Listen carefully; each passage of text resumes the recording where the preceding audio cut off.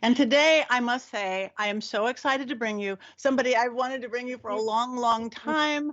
I'm finally getting to meet him and work with him, and he is everything I hope he would be. So let me introduce to you a beautiful modern-day warlock living in the Crescent City. Meet Christian Day. Hi, Christian. Hi, Patty. Hello to your guests. Thank you. Yes, yes. We have been trying, I must say, we have been trying to meet. We were supposed to work together, 4 years ago on Ghost Adventures? Yeah, I know you were like traveling the world somewhere and missing planes along the way, but it's like everybody's like, Christian's supposed to be here. It was like that, where's Christian across the world somewhere?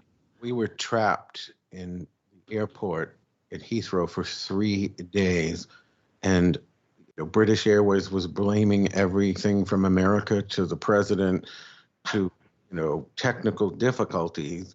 And they had to bring in whatever the British version is of the National Guard because some of the passengers were assaulting people in the airport.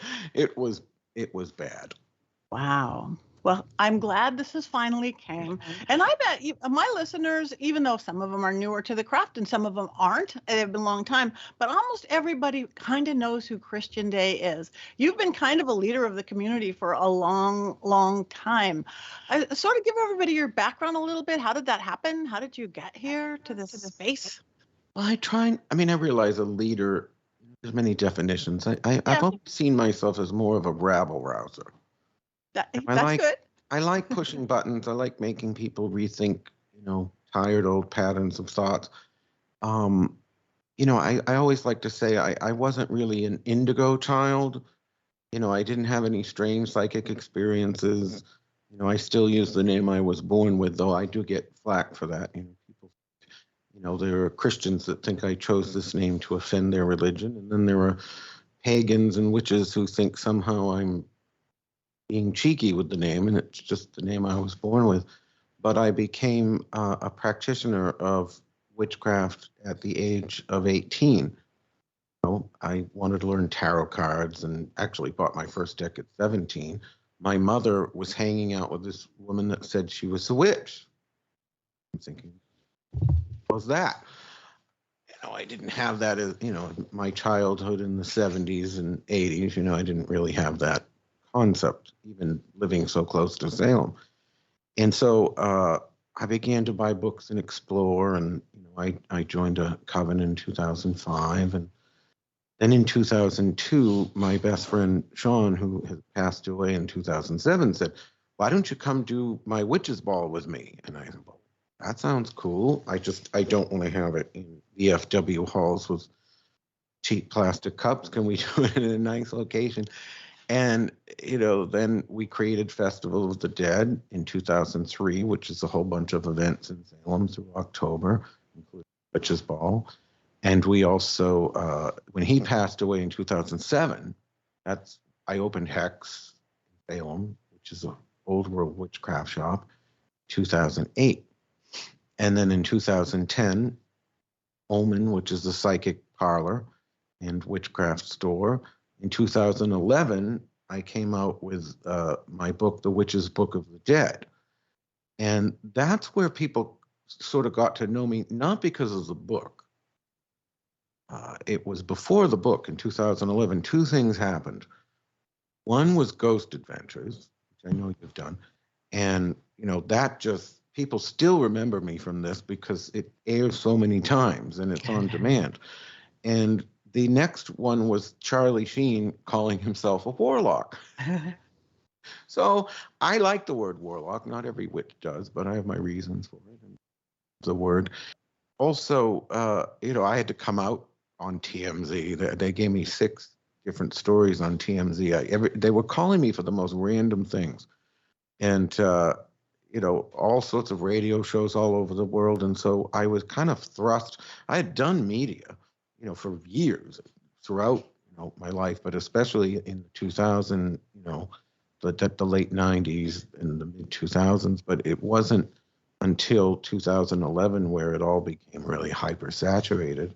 And it's really never gone down from there. I mean, I don't do as much. Here and there I'll do a show or something, because we're in New Orleans, when you're living in Salem, they're looking for witches there. They're looking for voodoo here. So, we do the occasional thing, but I'm in the mindset, and I'm very polarizing because I have very strong opinions.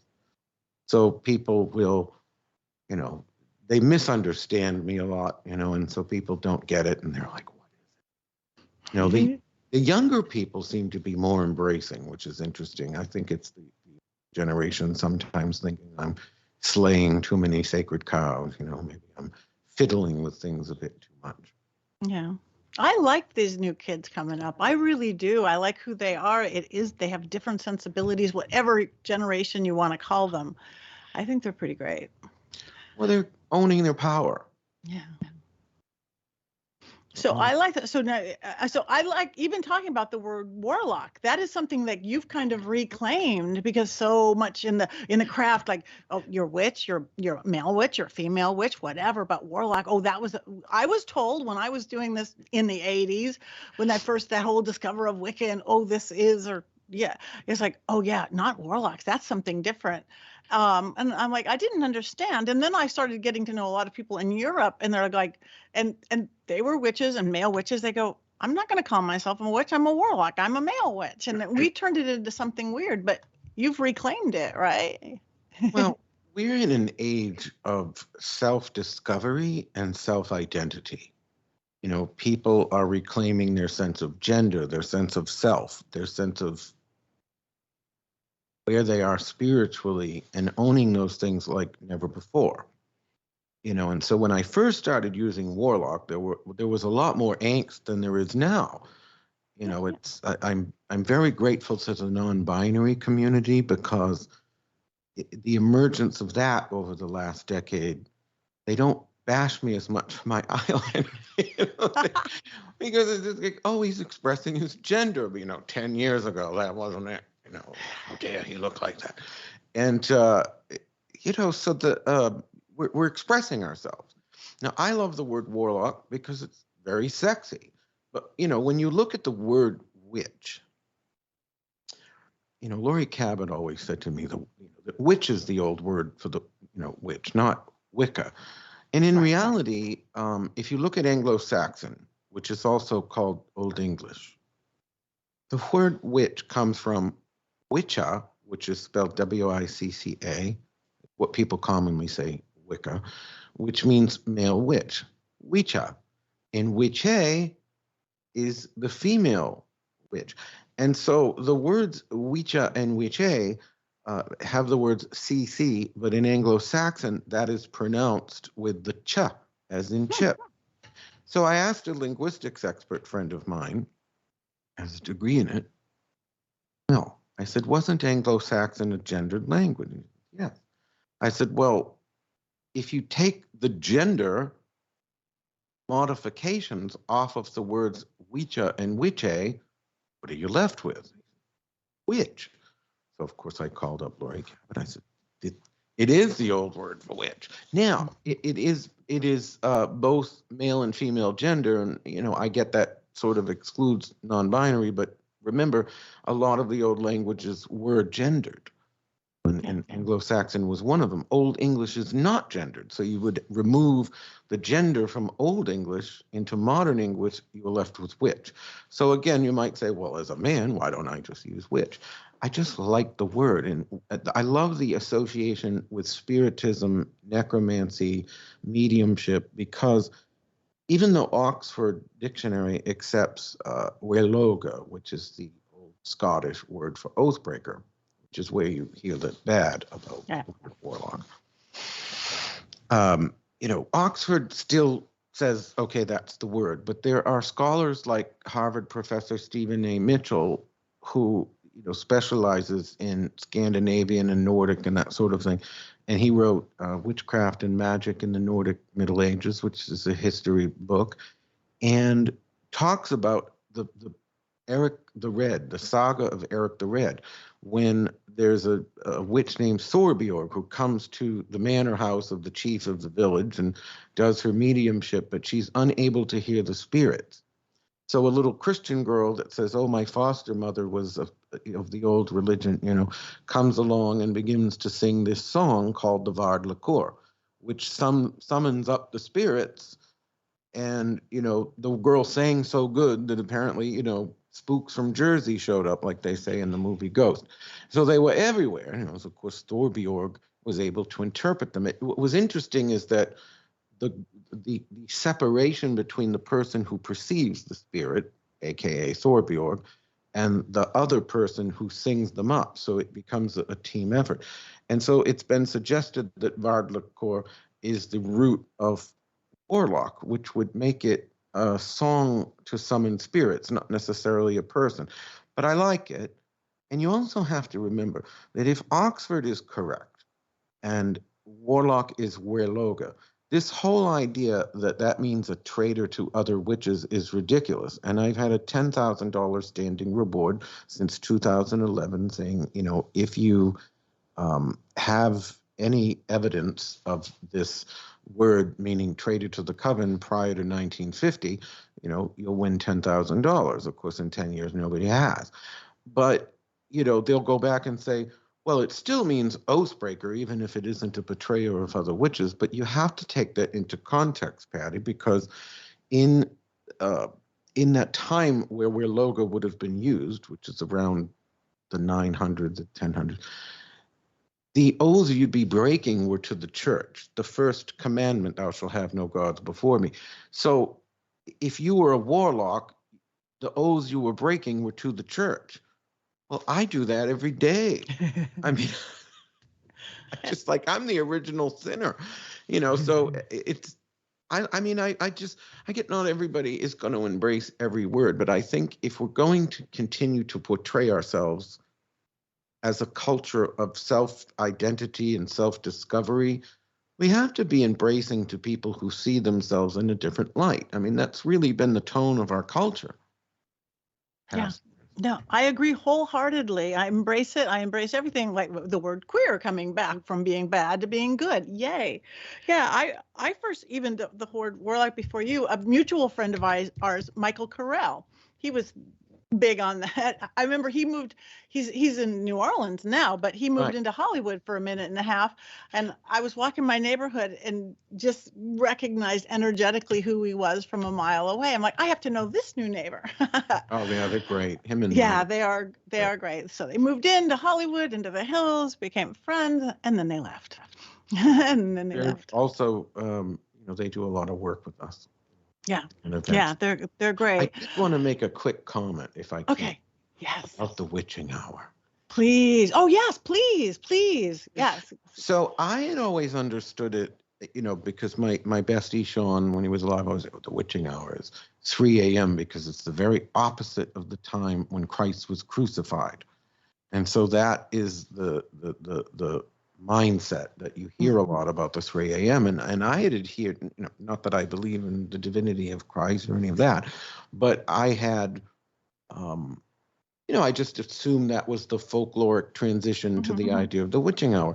And my husband pointed something out.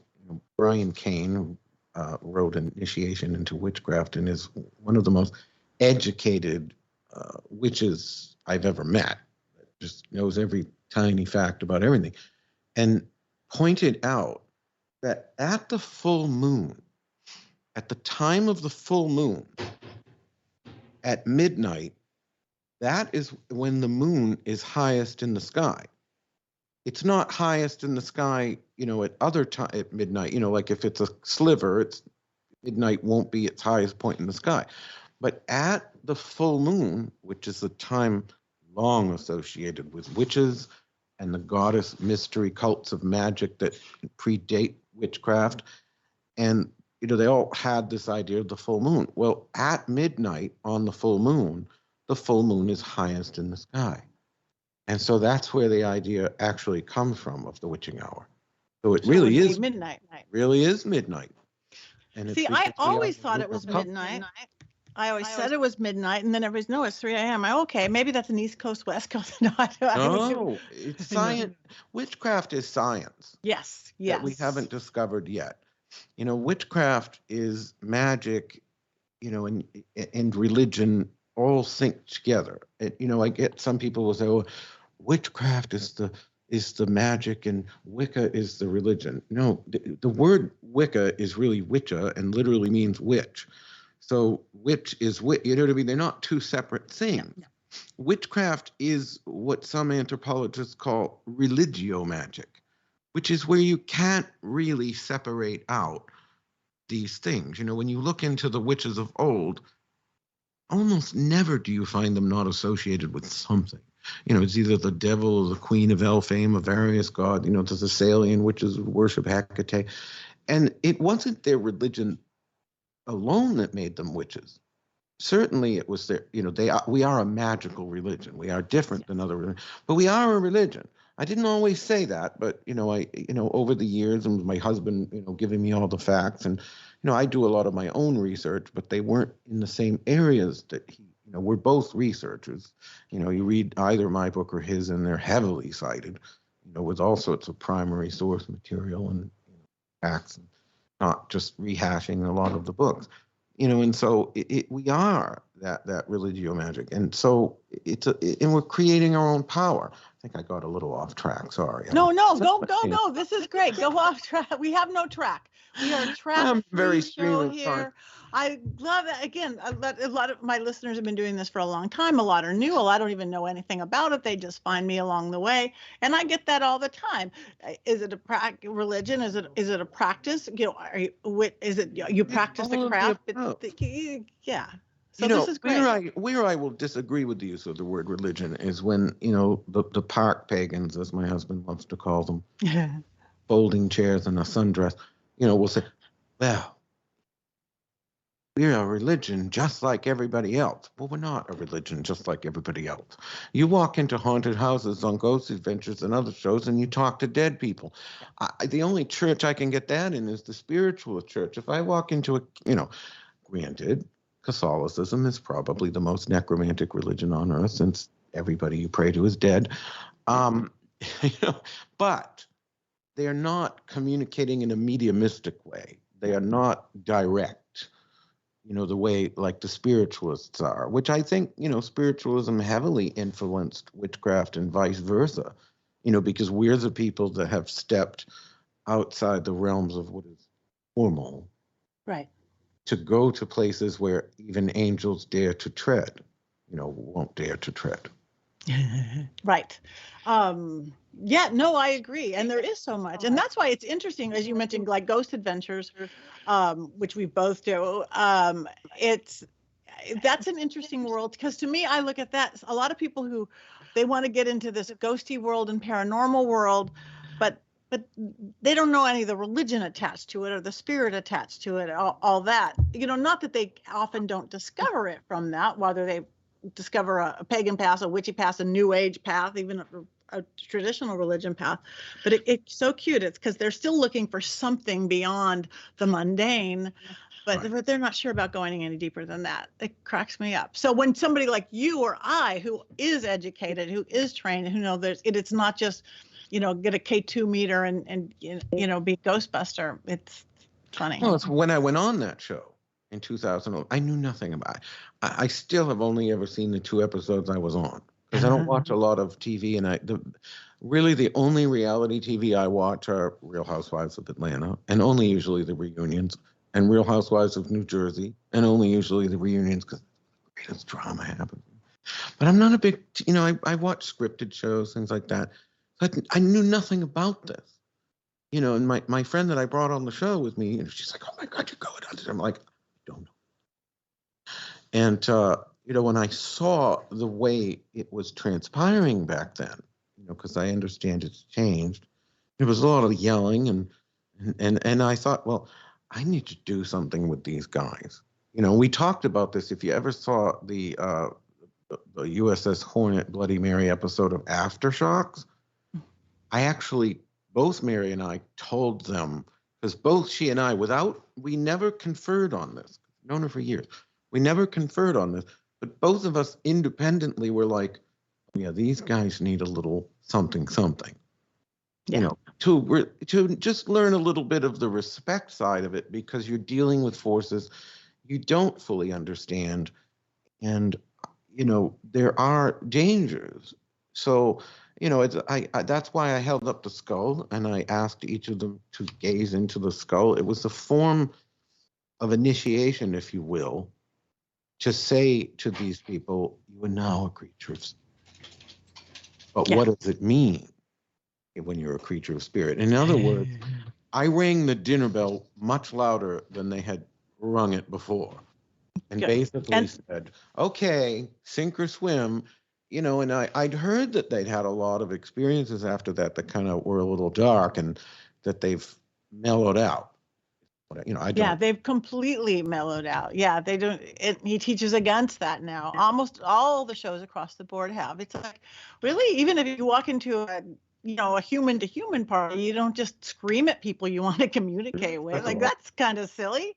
Yeah. Anyone that's had an Italian grandmother, it's like these occultists that say, I'm going to conjure up such and such into that triangle over there while I stand in this safe circle over here. And I'm thinking, you didn't have an Italian grandmother. You know what I mean? There are beings on the other side that are not going to safely stand in that triangle, no matter who we all are creatures of spirit, just as they are, we are. We're all energy. Everything else is just a shell.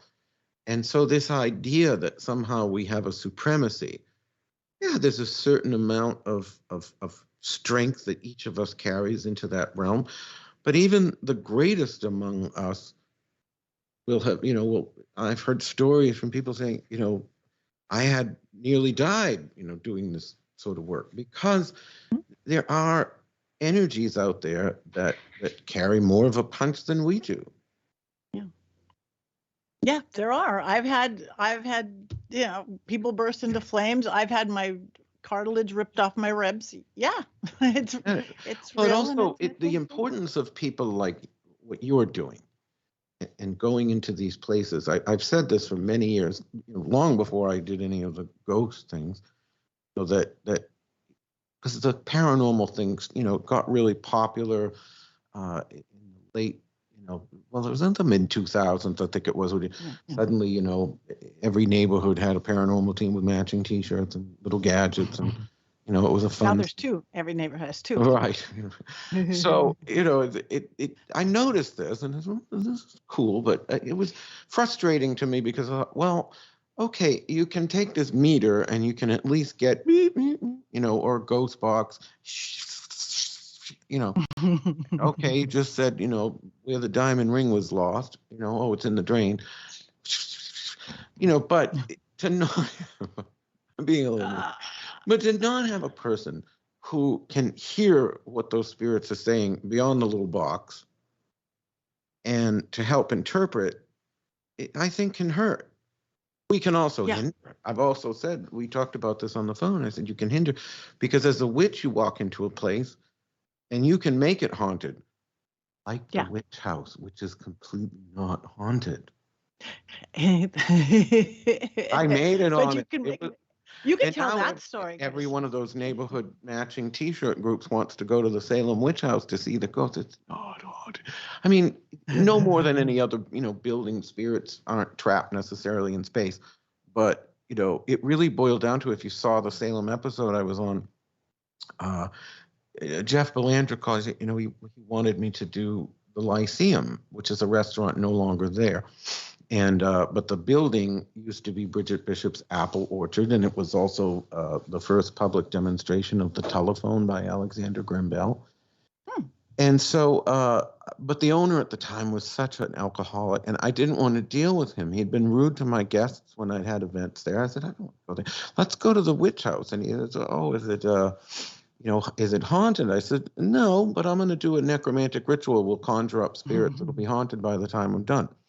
So I get the call from the woman that manages the witch house, and she works for the city. The building is owned by the city. It was actually the home of witch trials Judge Jonathan Corwin. And so the lady calls me and says, Christian, the Park and Recreations Commission is having a serious problem with you doing a necromantic ritual. Is there something else you can do? I said, well, tell them I'll do a witch's blessing instead. And she says, well, what's the difference? I said, absolutely nothing. I'm just changing the name. So we get there, and I find out the guys are locked in the building. But I also find out that later that night, they're also supposed to go to the Lyceum. And I'm like, I'm doomed. Bridget Bishop, every time I've done any sort of TV show associated with the Lyceum, you know, camera equipment breaks, batteries die left and right. There's always paranormal phenomenon. Every time we did events there, there'd be grease fires in the kitchen and furniture falling down. Bridget Bishop rules the roost. And what am I going to do? You know, so I grabbed my friend's hand and I said, let's point in the direction of the Lyceum, which is a couple blocks from the witch house. And I said, you know, Bridget Bishop, you know, if you ever enjoyed any of my offerings or our workings or any of this, you know, give them no show, give them no audience. I don't want anything to happen at the Lyceum. I know it's sort of stingy, but you know, here I am on Ghost Adventures. I don't want to look like an idiot. They've never had me on before. You know, you got to bring your A game. You know, and with spiritual or magical matters, that's, you know, it's never 100%. No magic or psychic ability is 100%. So you know that's got to be, okay, this is the night you're really got to be on, right? So we go into the house. Up until that point, they got very little. And when we walked into the door, their equipment began to go a little wonky. But it was when we actually did the work, you know, and the work that I talk about in my book, The Witch's Book of the Dead, you know, things like pricking your finger for 3 drops of blood, having a human skull, which unfortunately I can't have here, you know, because of the laws, just having that tool and you know, all of the water and the honey and all, you know, they're all things that you can see in the Odyssey. They're not anything too mystical or arcane, you know, read about them in high school. And so when we did that, everything went really insane. You know, the ghost box called out my name. It called out the name of the skull, Robert. And when Sean said his name was Robert, when he first bought Robert, I said, oh, yeah, whatever, Sean, you've just given him a name. And, you know, I'm a very skeptical person. A lot of people know that, but I am. So I have a high bar of, you know, oh, sure, you know. And so that, you know, calls out the name Robert. It's this fucking Sean. Oh, sorry, I don't know if I can swear. You know, but I said, you know, Sean was right. So then they ask who the spirit is. And it calls out the name Bridget Bishop. That's why you can see me laughing on the show, because I realized, oh, she didn't just listen to me. She's here, and not for anything. The home of one of the witch trials judges is really not the place that the witch trials victims are going to really be comfortable hanging out. Just saying. Yeah. So then you know, Zach calls me a few weeks later, and they really, you know, after the show aired, and they really liked how it went. And, you know, I said, well, you know, how did it? I noticed that you didn't get much over there at the Lyceum. It was a lot of reenactments and conversations about what happened before. Oh, yeah, we didn't get anything there. And I'm like, I have a confession to make, you know. And so I talked about all of this on the Aftershocks. You know, they wanted to know if I was still, you know, having conversations with Bridget Bishop. I said, well, that's just boring. Let's actually tell them what really happened, because we didn't just show, you know, those shows are very good at showing the existence of spirits. But by conjuring up spirits that were not there, my assistant and I also showed magic. And that you can do this. You know, is it going to happen every time? No, but you do have this power to manifest the things you're trying to have happen. Yeah. And I think people are starting to notice that. I think that's why I work so much, because a lot of teams, they realized having a medium was good, having somebody who could really talk to the dead. But then they realized having a witch who's a medium, you can call in the dead, you can create it, because it's like you can also lift the veil, you can bring in all this stuff, or send them away. So yeah, that's why I keep working with all these. I mean, from YouTubers to everything else. It's like, we're nice to have on hand.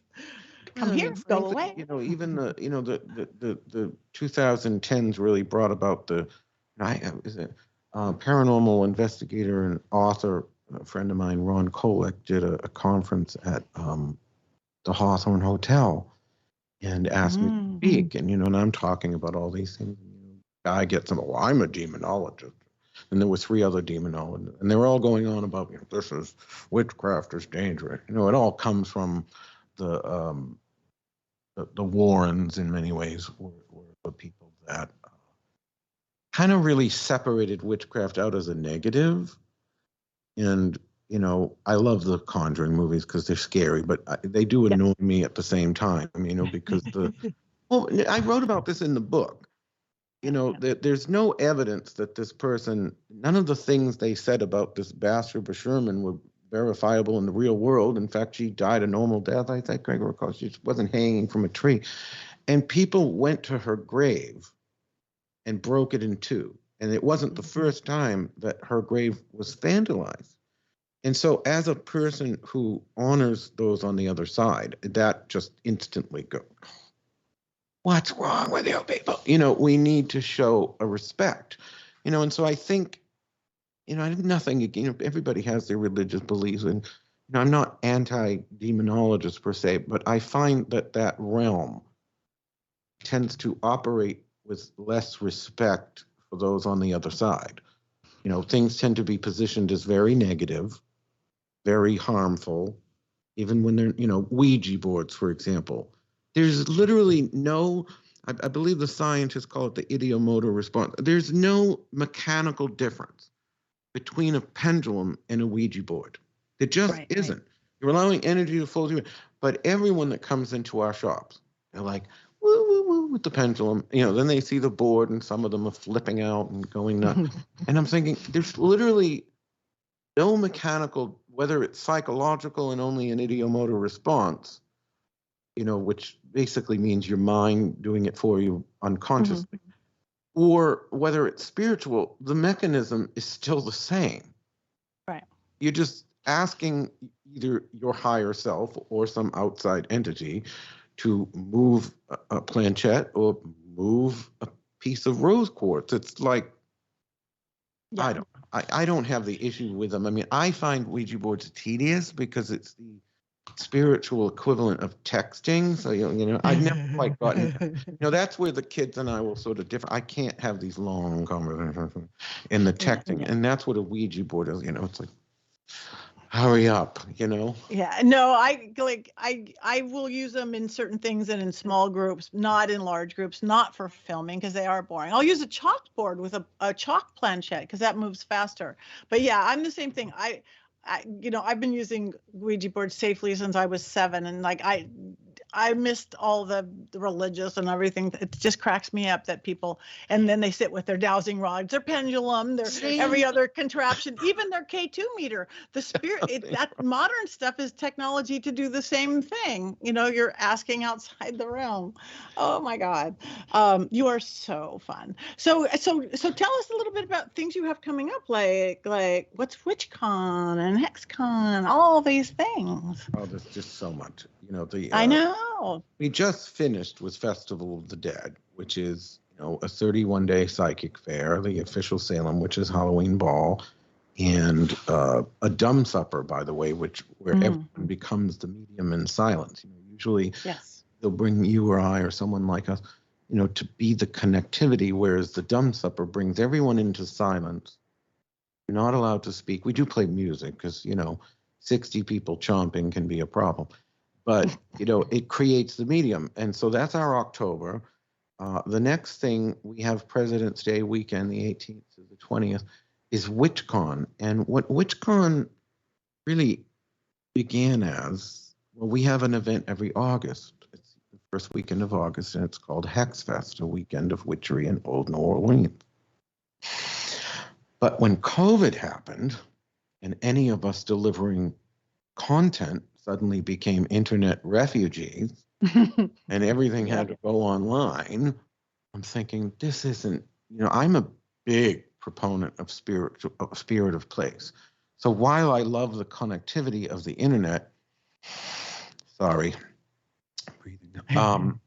So while I love the connectivity of the internet, I've always come back to a spirit of place. We love to travel. We've been all over the sacred sites in Egypt and the Celts and Ireland and what have you, and Greece and Italy.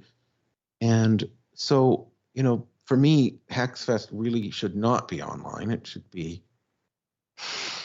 it should be an experience where it's not just the classes, but the magic of New Orleans, the food, the music, the culture, and all those things that make New Orleans. And so in 2020, we were not able to do Hexfest in person, so we had a virtual version using a program called Crowdcast. Most people like Zoom. I like to teach because you don't see them. Invariably I'm sitting, it's not quite as bad as the CNN guy that was, wee, but, there's always somebody picking their nose, so I really prefer, I'm talking, I don't have to look at everybody there.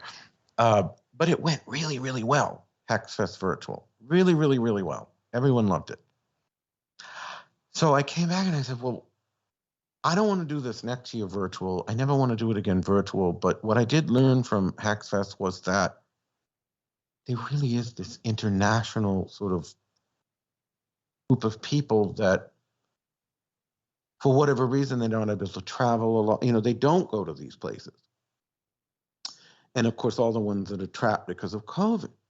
I said, what if we created a virtual event from the ground up that was designed to be virtual? What would make that different?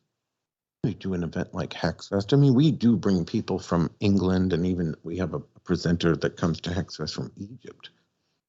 Wow. Who's incredible. But, you when you go to an in-person festival, you're more likely to get people that are regional or even, in that country or whatever, the occasional person from here and there.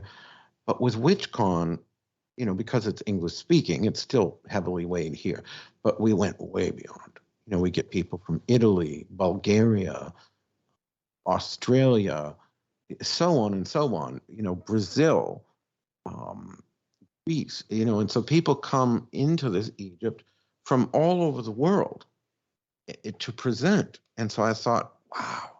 And so the first one was this past year in March. And we moved it to February because March can sometimes change time zones. And of course, I'm a perfectionist, so if you go to WitchCon, the schedule will appear in your time zone, which is really great for the presenters. Because they're like, well, what time am I on? I'm just look at the schedule. It's gonna, and if it doesn't get your time zone correctly, you can just select it and it will be correct. So it's basically it's WitchCon online. It's President's Day weekend, and we usually have up to 100 presenters from all over the world. It's all English. There is one guy that teaches from Brazil who speaks Portuguese, but he brings a translator. Wow, cool. Edu Scarfon. He's a really big name in the witch world. He's all the TV and everything in Brazil. And so it's just been spectacular. So that really is like, if you're really trying to get an introduction to the entire spectrum of magic, we have witches, voodoo practitioners, people of all the different African traditional religions, European folklore, all kinds of different practices, even Catholic magic and the saints, and just so many different ways of looking at the spectrum of magic, that it's an amazing, not only is it an amazing introduction, but if you are an experienced practitioner that wants to learn about other traditions or deepen your practice, because we do have more advanced classes, there's real spectrum. When you get up to 100 classes, you can really cross the whole gamut and have people that are more, accessible. And then you've got really complex things about grimoires, and magical texts and things. Which is just beautiful. Wonderful.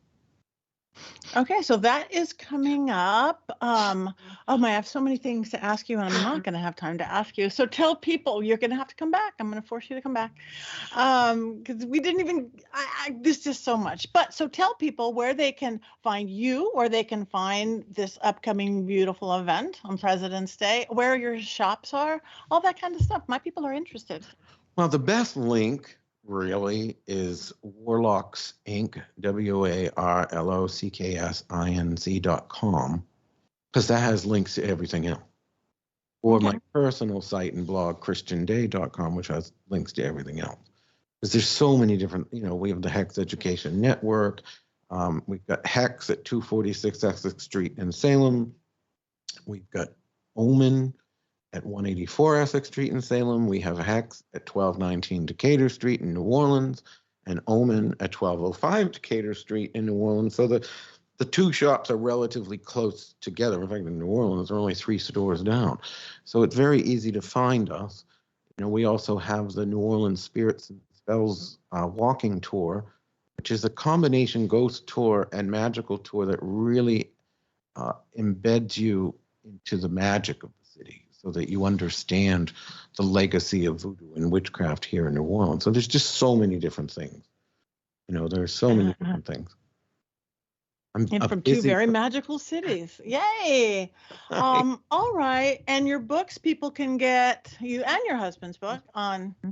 You can get them on Amazon. You can get them on hexwitch.com or omensalem.com, or we have our own publishing company now, warlockpress.com. And, we have not only Initiation into Witchcraft by Brian Kane and The Witch's Book of the Dead by me, but we also have The Art Cosmic, The Magic of Traditional Astrology by Levi Rowland, and Voodoo and African Traditional Religion by Lilith Dorsey.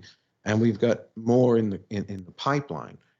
So there are so many things going on there. Really, we're looking for authors as well. Hint, hint. Sure, let's talk. That is beautiful. We just had Lilith on. She's great. She's yeah. I was just out with her last night. Oh, I feel so far away here over on the West Coast. So I'm traveling. I'm leaving for Dallas in the morning. So I'll wave. I fly fast. Well, you're always welcome anyway. to New Orleans. Thank you. Well, as a rule, right now I'm there every Halloween for the Vampire Ball with Sebastian. One time I can't be here. I know. So we'll figure that out. We'll figure it out. Time. I'm working on cloning. I'm working on getting rid of time and space onto our realm. There's so many things to do in this life. Anyway, thank you. An honor to have you. Thank you, Christian Day. So you guys check him out. Check out his magic. Check out his shops, his school, all of it, because you're going to love him, just like I do. So thank you for visiting the Witching Hour.